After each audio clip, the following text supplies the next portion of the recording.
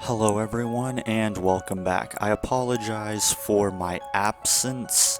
I was very busy, but I do hope you enjoyed the video I left for you guys to watch. But we're back at it again with another Death Battle video. And for the love of God, Death Battle, can you not do anything right? Though I finally praise you. I gave you a little bit of credit last time I talked about you, and you immediately turn around and go back to doing retarded shit. Like, what is going on with you, Death Battle? Like, should I just not ever praise you? Because if I do, you're just gonna turn around and do something stupid anyway? But no, the next Death Battle, while I should be excited for it because I finally get to see Ghost Rider, who is my favorite superhero. However, while I have been asking for Ghost Rider to be on the show for a long time, it's irritating that I already know the outcome to this death battle. Ghost Rider versus Lobo. I'm just going to cut to the chase right now, people. This is probably a spoiler alert, but I don't care. Lobo is fucked, okay? He has no chance in hell against the Rider. I'm sorry, he is beyond fucked. Now, while I have no clue what specific version of Ghost Rider they're going for, rather they're going to use the strongest version or the weakest version, it's pretty irrelevant because Lobo is screwed. He has no chance against the Rider. Let's put this into perspective, and I discussed this with one of my sources on my research team, who is a huge comic book guy. He knows his stuff. Lobo, while yes, he is very powerful, he is at best a solar system level threat.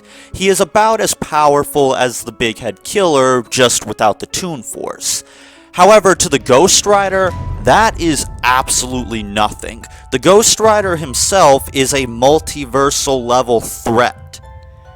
Already, Lobo has no chance in hell, and this is like the weaker versions of Ghost Rider. This is not like the strongest version of him, like Cosmic Ghost Rider or something.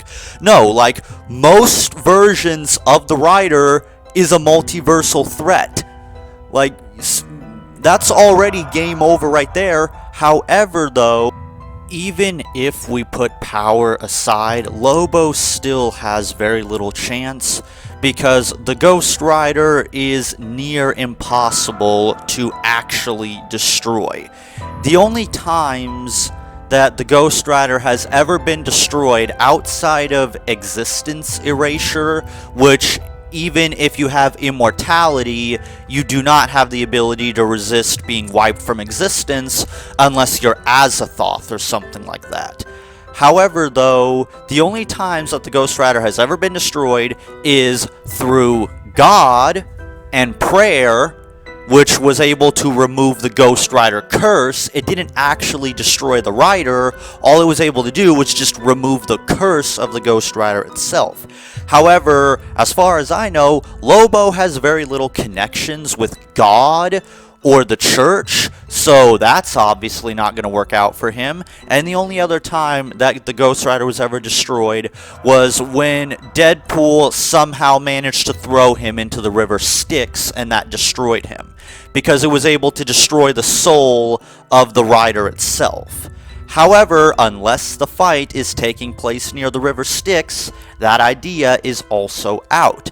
So, unless he has some special ability to destroy souls or remove curses, there's no way he's going to be able to destroy the Rider.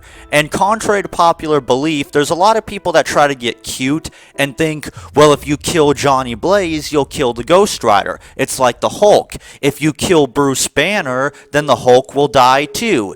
Even though anybody with a bit of common sense knows that if you try to kill Bruce Banner, all that happens is he will just turn into the Hulk. The same is true for the Ghost Rider. If you try to kill Johnny Blaze, it's not going to kill him. In fact, there's been times, like, even if you've only seen the Ghost Rider movies, you would know that if Johnny Blaze actually dies, he's not going to die. The writer is going to keep him alive. In the movies, there were plenty of times where Johnny would break his neck, get in terrible accidents, get shot or whatever, and it wouldn't actually kill him.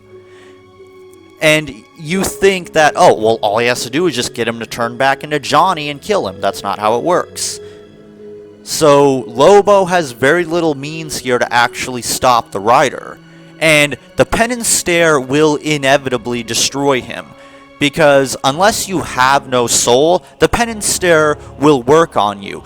And again, contrary to popular belief, there are some people that think, well, if you're good, the penance stare won't work on you.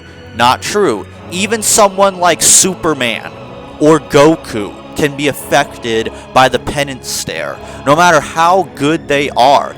Any terrible thing you have done in your life, any pain or suffering that you have ever inflicted on someone, the penance stare will reflect back onto you as your soul is being burned. There is no escaping the penance stare. No matter how good you think you may have been, chances are you have committed sin at some point in your life, and the writer knows it. It doesn't matter what the sin is that you are guilty of. You will be burned for it regardless. Pride, wrath, envy, lust, any of those things will be enough for the ghostwriter to still use the penance stare on you. The only way to escape from it is to be like Blackheart and not actually have a soul, but I'm pretty sure Lobo doesn't have a soul, so no matter how you look at it, Lobo's fucked. Hell, Doctor Strange himself once described the power of the ghostwriter as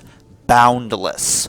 Now, whether or not that's actually true, or the writer of that comic doesn't know what boundless means, it just goes to show you just how powerful the writer is. And Doctor Strange is pretty goddamn powerful and fights some pretty absurdly overpowered beings such as Dormammu. If Doctor Strange is describing the writer's power as boundless, then chances are there might be some truth to what he is saying.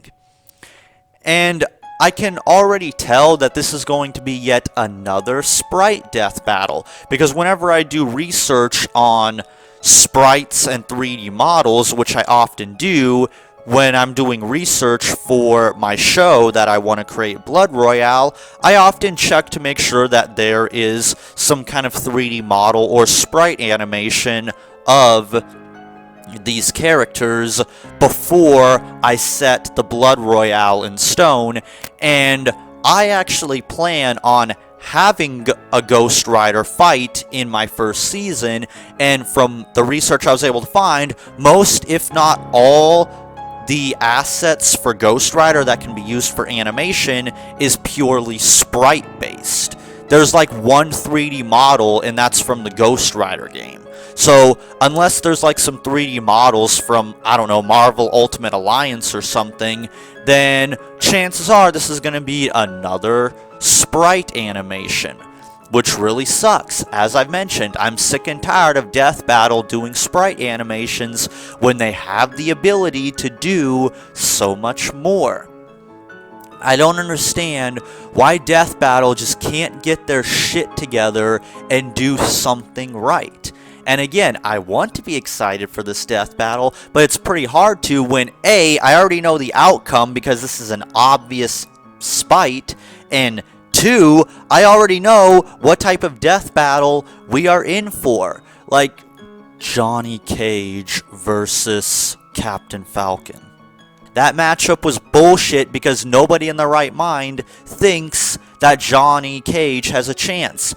Frickin' Aang versus Edward, which is one of your better death battles. Even that one was bullshit because nobody in their right mind thinks that Edward had a chance against Aang. It's no different here, except it's much worse in this case because you got someone who is solar system level at best fighting someone who is a multiversal threat. Yeah, we can already tell how this is going to go.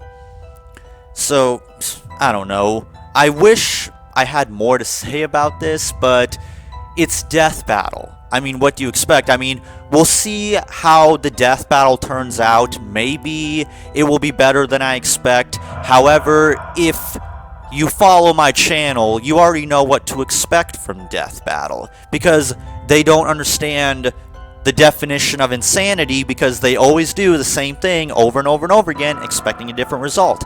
They always set up matchups between characters where they already know that one character has the ability to perfectly counter the other.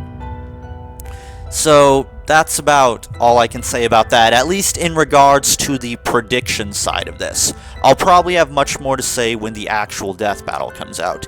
But what do you think? Do you think this will still be a good Death Battle, or do you think that this is a obvious one-sided affair like 90% of Death Battle's actual episodes? Let me know what you think, and I'll see you guys around for the next video.